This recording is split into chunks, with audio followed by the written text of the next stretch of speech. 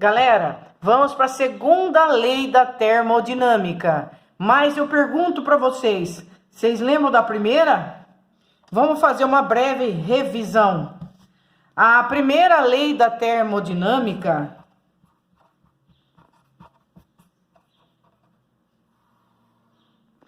ela diz que quando um gás recebe calor e essa quantidade de calor realiza trabalho expandindo o gás e parte desta energia é absorvida pela molécula, aumentando a energia interna do gás, isso é a primeira lei da termodinâmica, tá? Então, a primeira lei da termodinâmica resume-se na formulinha. A quantidade de calor recebida permite que o gás realize trabalho. E parte desse calor que não é utilizado para realizar trabalho, ele é absorvido pelas moléculas, aumentando a energia interna da mesma, tá? Então, isso aqui, o ΔU, recebe o nome de energia interna, né? Seria a variação, seria o ganho, né? Ou perda, não é verdade? Ou ela ganha ou ela perde. Por exemplo, na transformação adiabática, vocês se lembram? Que não tem calor, não recebe calor, então o gás tem que pegar a própria energia interna para produzir trabalho, aí ele perde energia interna, tá? A transformação adiabática é um exemplo que a energia interna de um gás, ela diminui. Aqui é a energia trabalho, né? Para poder funcionar a máquina térmica, e aqui é a quantidade de calor recebida para que o sistema possa realizar trabalho. Todas essas grandezas físicas estão medidas em joule. Se eu não quiser ficar em joule e quiser passar para caloria, eu faço aquela conversão, né? De que 1 joule equivale a 4 calorias, não é verdade? Muito bem. Aí nós vimos aqueles 3 tipos de transformações. A transformação isotérmica, que a temperatura fica constante. A transformação isobárica, que a pressão fica constante. E a transformação isocórica, que o volume fica constante. Quando a transformação é isotérmica, que a temperatura é constante, na transformação isotérmica,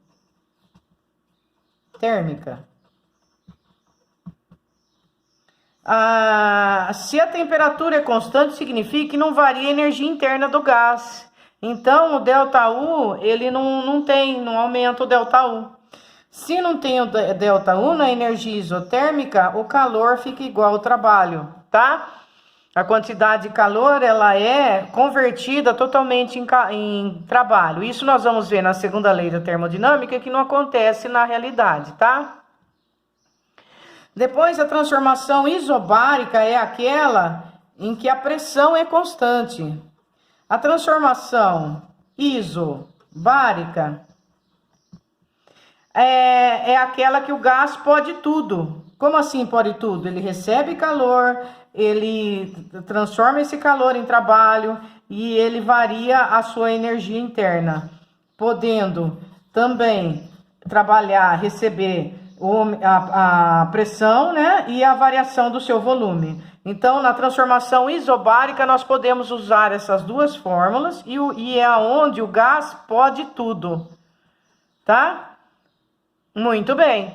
Depois da transformação isotérmica, que a temperatura fica constante, a isobárica, que a pressão é constante, tem a isocórica. A isocórica é aquela que o volume é constante, né? Transformação isocórica. Na transformação isocórica, agora o volume fica constante, não é verdade? Aí o que vai acontecer? Meu Deus. Já falei do volume constante? Oh, a temperatura constante, a isobárica, tá, e agora vem a isocórica. A isocórica é o volume que permanece constante. Se o volume permanece constante, não tem trabalho, não tem energia trabalho, não é? Aí o calor fica igual à energia interna, né? Muito bem. E a transformação adiabática, que nós vamos ver agora na segunda lei da termodinâmica também, é aquela em que o gás não recebe calor, né? Então ele tem que pegar, o calor dele é igual a zero. Aí na formulinha, calor igual a trabalho mais delta U, se o calor é zero, ele tem que pegar o trabalho, para ele conseguir realizar trabalho, ele tem que pegar a sua energia interna. Então ele usa a sua energia interna para transformá-la em trabalho. Então ele diminui a sua energia interna, essa transformação adiabática. Pronto. Muito bem. Nós fizemos a revisão aqui das 4 transformações: isotérmica, temperatura constante; isobárica, pressão constante; isocórica, volume constante; e adiabática, que não recebe calor. O gás não recebe calor para ele poder realizar trabalho, tá? Muito bem. Agora, vamos para a segunda lei, então, propriamente dita, né? Qual vai ser agora a segunda lei da termo? A segunda lei da termo é aquela que nós já conversamos, que ela fala o seguinte: uma máquina térmica que opera em ciclos, ela não converte integralmente calor em trabalho. Isso é impossível, tá? Isso é a segunda lei da termodinâmica, né? É impossível uma máquina térmica que opera em ciclos converter integralmente o calor em trabalho, né?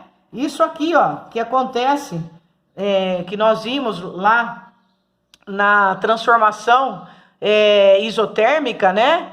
Que a temperatura fica constante, isso aqui não acontece na prática, tá? Então é isso que a segunda lei da termodinâmica fala. É impossível pegar o calor e transformá-lo totalmente, 100%, ter um rendimento 100%, tá?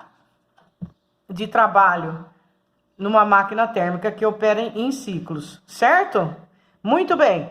Então, qual seria, então, o processo? O processo seria o seguinte: nós vamos ter uma quantidade de calor recebido, o que nós vamos chamar de fonte quente. Vamos chamar de Q1. É o calor recebido. Esse calor recebido, parte dele é usado para converter em trabalho na máquina térmica, no funcionamento da máquina térmica. Ele vai fazer com que a quantidade desse calor aqui recebido se transforme em calor. E o outro restante dessa fonte quente, desse calor, né? Vai ser doado para a fonte fria. Então ele vai ter um calor cedido, né? A máquina térmica, ela recebe calor para ela poder transformar esse calor em trabalho. E uma parte desse calor, ele é cedido para a fonte fria, tá? Muito bem.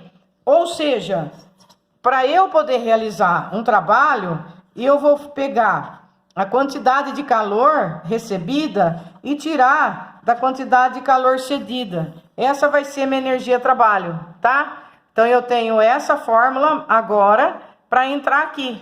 É a segunda lei da termodinâmica, certo? Segunda lei da termodinâmica. É impossível para uma máquina térmica que opera em ciclos converter integralmente calor em trabalho. Então o que acontece? Para ela realizar trabalho, ela vai receber uma energia de uma fonte quente, ela vai receber calor, certo? Aí esse calor, ele vai fazer que a máquina térmica realize trabalho e um pouco desse calor aqui vai ser cedido para a fonte fria. Então vai ter um calor recebido que nós vamos chamar de Q2. Com isso, nós poderemos calcular o rendimento da máquina. Qual vai ser esse rendimento da máquina? Para eu calcular o rendimento da máquina, eu tenho que dividir o trabalho realizado pela quantidade de calor recebida. Mas esse trabalho realizado, dividido pela quantidade de calor recebida, nós acabamos de ver da segunda lei da termodinâmica que o trabalho ele é igual ao calor recebido menos o calor cedido. Então, no lugar dele, eu posso colocar Q1 menos Q2. E separando essas operações aqui, eu posso escrevê-la assim. Então, essa aqui vai ser uma das fórmulas do rendimento. Isso aqui, a resposta vai ser em porcentagem. Nós estamos calculando o rendimento da máquina térmica. É o 100% menos a razão entre o calor recebido e o calor cedido, tá? O calor cedido é o Q1. Isso aqui é calor cedido. É a fonte quente. O Q1 é a fonte quente. E esse aqui é o calor recebido. É a fonte fria. Então, o rendimento vai ser 1 menos o calor recebido, que é a fonte quente, dividido pela fonte fria, tá bom? Então, eu fiquei com 2 formulinhas para o meu rendimento, tá? Por enquanto. Depois vai ter mais uma. Beleza? Então, fechando a aula. Segunda lei da termodinâmica. Para eu calcular a quantidade de trabalho, eu posso obter isso fazendo o calor recebido da fonte quente, menos o calor cedido, fonte fria. Isso é trabalho, tá? E a segunda lei da termodinâmica diz que é impossível converter totalmente calor em trabalho. Então, meu rendimento nunca chegará a 100%. E para calcular esse rendimento, eu posso fazer 1 menos Q2 sobre Q1, tá? Eu comparo a razão do calor recebido pela fonte fria e o calor da fonte quente. Pronto, acabou. Nós vamos ver também um gráfico que explica o ciclo de Carnot, né? O que é esse ciclo de Carnot? É a transformação de energia, né, para poder funcionar uma máquina térmica em 4 etapas. 2 etapas serão adiabáticas. O que é adiabática? É quando o calor é igual a 0. E 2 etapas serão isotérmica. O que é isotérmica? É quando a temperatura se mantém constante. Então, como seria o nosso gráfico do ciclo de Carnot? Ele seria da seguinte maneira. Aqui eu vou ter o volume e aqui eu vou ter a pressão, tá? Vocês viram já anteriormente os gráficos, né, de uma função. Nós vamos fazer esse ciclo aqui, ó. Nós vamos para cá, vamos para cá, vamos para cá. E para cá, para completar um ciclo de 4 etapas. Isso é o ciclo de Carnot. É um ciclo de 4 tempos. Esse 4 tempos ele é dividido em 2 transformações isotérmicas, mais 2 transformações adiabáticas. Alternando. Uma isotérmica, depois uma adiabática, uma isotérmica, depois uma adiabática. Vamos ver direitinho como isso funciona? Vamos! Então vamos. Ó. Aqui, nesse pedacinho aqui, o que aconteceu? Aqui e aqui, né? Vamos chamar isso aqui de ciclo de A até B, no eixo de A até B, tá? O que eu tenho aqui? Aqui, eu tô variando a minha pressão e tô variando o meu volume, tá? Isso aqui, ó, é um isoterma. Isso aqui é um isoterma. Lembra do gráfico anteriormente mostrado? Isso é um isoterma. E esse aqui é um outro isoterma. Então, se eu chamar isso aqui de AB e isso aqui de CD, eu vou falar que no trecho AB e no trecho CD, eu tenho a temperatura constante, tá? Então, aqui a temperatura é constante e aqui a minha temperatura é constante. Eu tenho 2 isotermas, tá? Aqui. E daí, o que acontece aqui? O que acontece é que nessa temperatura constante, quando a gente já estudou anteriormente, eu vou ter a minha pressão e o meu volume, variando de que forma? PVT por Votó, inversamente, né? Aumenta um, diminui o outro, certo? Esse isotermo aqui, ele vai mostrar pra gente, primeiro, a primeira etapa do ciclo de Carnot, que é o calor recebido, não é? No que a gente viu lá, não é? Eu preciso primeiro receber calor. Então, primeira etapa, calor recebido, tá? E depois, na última etapa aqui, na penúltima etapa, que é o outro isoterma, aqui eu vou ter o calor cedido. Então, aqui eu vou ter o meu Q1, porque ele não é zero, ele é diferente de zero. E aqui eu vou ter o meu Q2. Aqui eu vou ter o meu calor recebido e aqui meu calor cedido, tá? 2 isoterma. Muito bem. E esse aqui vão ser 2 transformações adiabáticas, tá? O trecho BC e o trecho DA vão ser 2 transformações adiabáticas. O trecho BC e o trecho DA vão ser 2 transformações adiabáticas. O que acontece na transformação adiabática?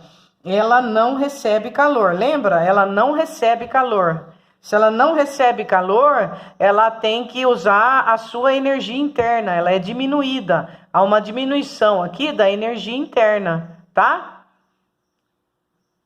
Beleza. Então, seria assim a ideia dessa transformação em 4 tempos, né?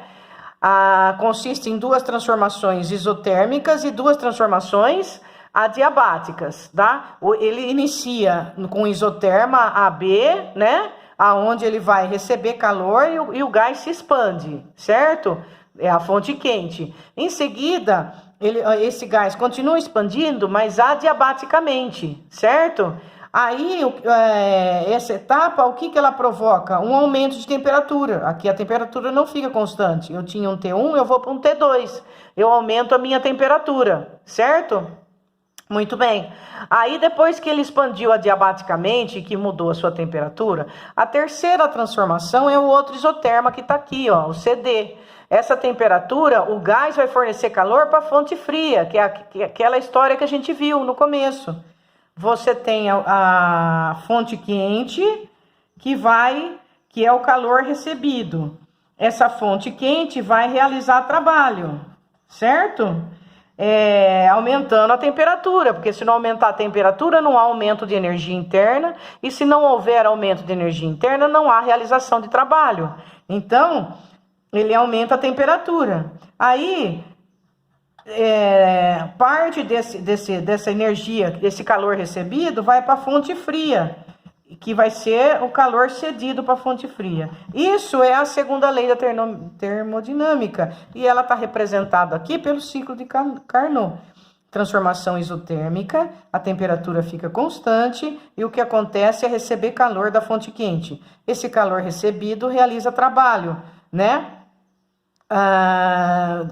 Modificando a temperatura de T1 para T2. É uma transformação adiabática.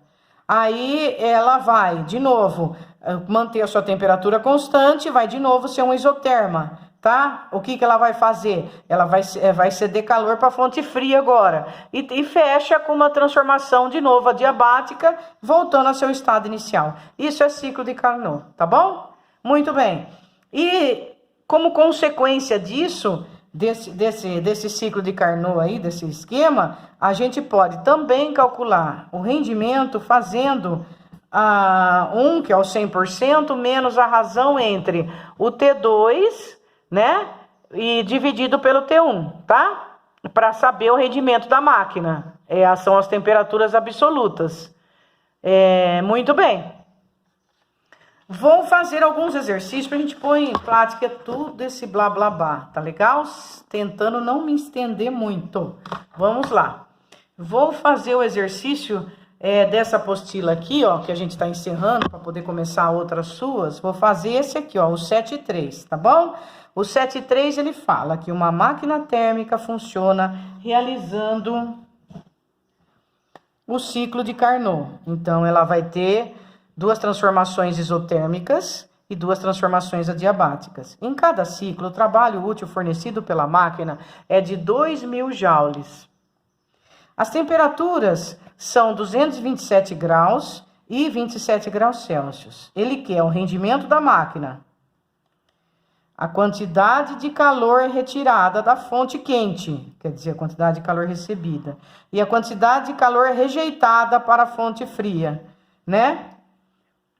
Como eu faço para calcular essas 3 coisas que eles pediram? Então, eu vou ler com vocês de novo o problema e realizar passo a passo o exercício, tá? Eu tô fazendo o exercício 73, tá? Com vocês. Muito bem. Vamos lá. Os dados do exercício são: uma máquina térmica funciona utilizando o ciclo de Carnot. Em cada ciclo, o trabalho útil fornecido pela máquina é de 2.000 joules.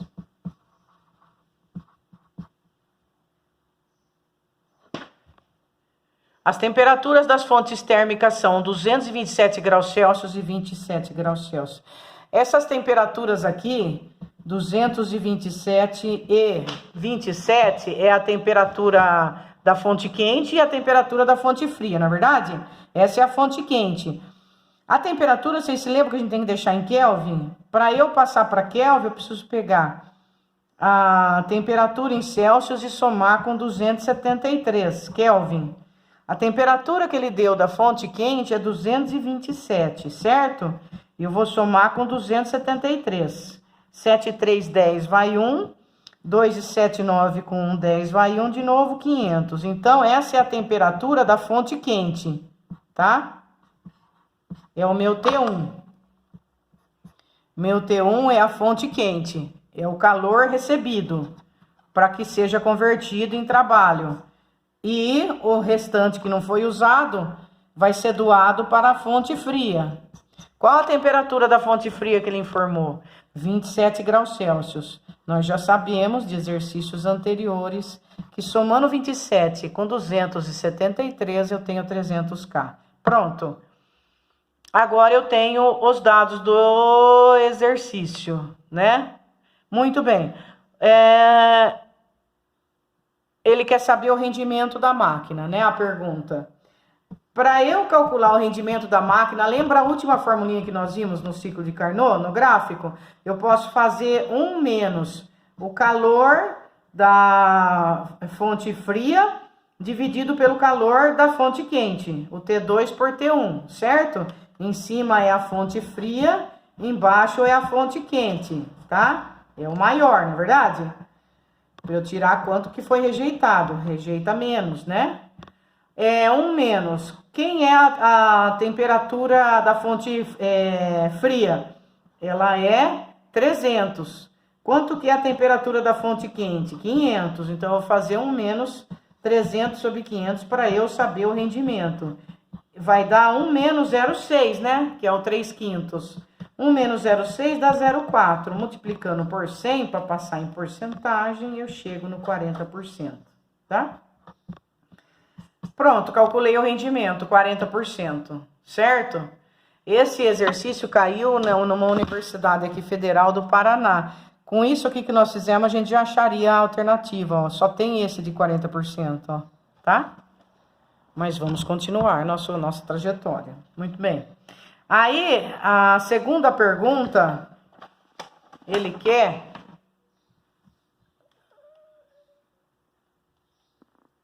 Eu tampei o exercício. A segunda pergunta é o calor... Oh, meu Deus, espera aí, gente. A segunda pergunta, a quantidade de calor retirada da fonte quente, é o calor recebido, né? Segunda pergunta é a quantidade de calor recebido. É o Q1, ele quer saber a quantidade de calor recebido, certo? E depois ele quer saber a quantidade de calor cedido, né? Então eu vou ter a fonte quente e a fonte fria. Ele quer saber o Q1 e o Q2. Como eu posso fazer isso? Lembra da fórmula da segunda lei da termodinâmica? Que fala que o trabalho ele pode ser calculado fazendo a quantidade de calor da fonte quente e tirando a quantidade de calor que foi rejeitada? O trabalho, ele informou no exercício que vale 2.000, não é? A quantidade de calor Q1 e Q2 eu não tenho. Então, vamos para outra fórmula para eu buscar o Q1 e o Q2. Vocês lembram que tinha aquela primeira fórmula que nós vimos, que é do rendimento, que fala que o rendimento pode ser calculado fazendo trabalho e dividindo esse trabalho por Q1, que é a fonte quente, né? Vamos usar essa forma para eu poder achar a minha fonte quente, quanto ela vale. Daí eu venho aqui e acho minha fonte fria.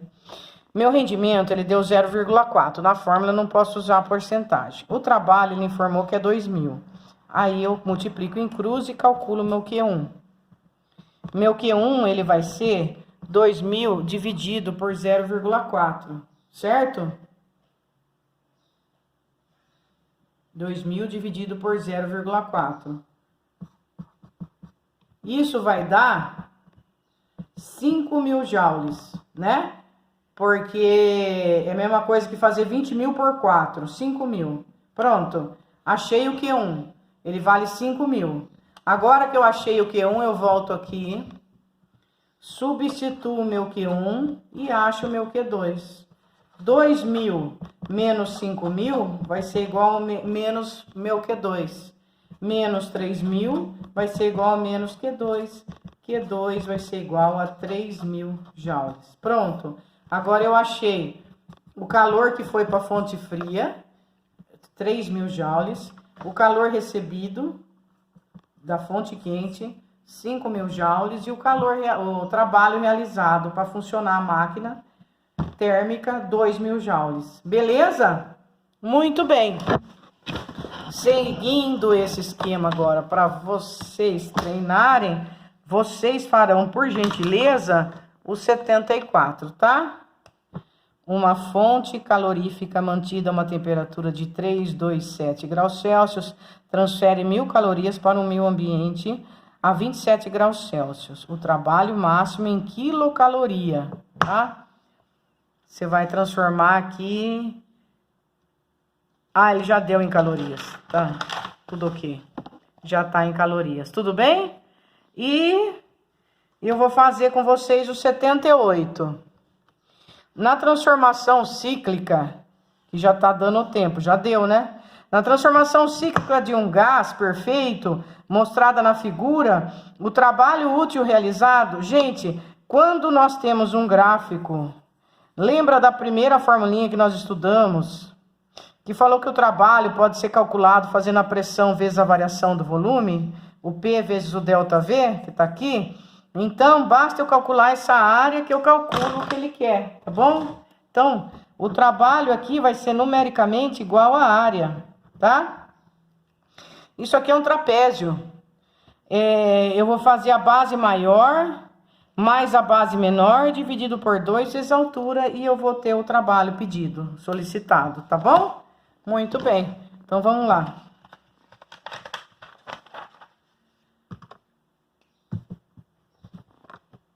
O trabalho, que vai ser numericamente igual à área, é um trapézio. Para eu calcular a área desse trapézio, eu vou pegar a base maior, que ela vai de 5 até 20, então ele tem 15 de base maior. A base menor vai de 10 a 20, então ele tem 10. A altura dele vai de 2 vezes 10 à quinta, vezes 4 vezes 10 à quinta, então ele tem 2 vezes 10 à quinta de altura, prontinho. Ele vai ficar, então, vamos à fórmula do trapézio. base maior mais base menor, dividido por 2, vezes a altura. Prontinho. Isso vai dar 25, 2 e 2 cortou, vezes 10 a quinta. O que que eu achei? Trabalho. Resposta Joule. Então, ficou 25 vezes 10 a quinta, tá legal? E vocês vão tentar também, e qualquer coisa, por favor, me falem, o 79. O 79, ele quer que vocês marquem a alternativa que está errada, incorreta, tá legal? Mas para chegar na alternativa incorreta, vocês vão fazer uma viagem aqui para treinar, né? Aqui ele tá dando uma caloria igual a 4 joules. E ele fala que a transformação de um certo gás ideal recebeu do meio exterior 100 calorias, tá? E aí tem esse gráfico que mostra a pressão e o volume. Beleza.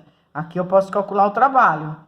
Ele está falando que a transformação foi isobárica. O que é isobárica, gente? Isso mesmo, é a pressão constante. É verdade, então, a primeira. Aí ele falou que o trabalho é 120 joules. O que você vai fazer para calcular? Ó, presta atenção que aqui está em calorias e ele deu que cada caloria equivale a 4 joules, tá? Você vai calcular a área disso aqui, para você saber o trabalho. Depois ele fala da energia interna, que aumentou 70 calorias, você vai checar se isso é verdade. E ele fala que a temperatura do gás no estado 1 era de 27 e no estado 2 era de 627. E ele fala que durante a transformação a velocidade média das moléculas permaneceu constante. Nós sabemos que ela não permanece constante, né? A alternativa está respondida na letra E. Mas calculem esse trabalho, calculem essa variação da energia interna e calculem a temperatura, ver se é 27,627. Façam esse exercício que vocês vão treinar. Um abraço.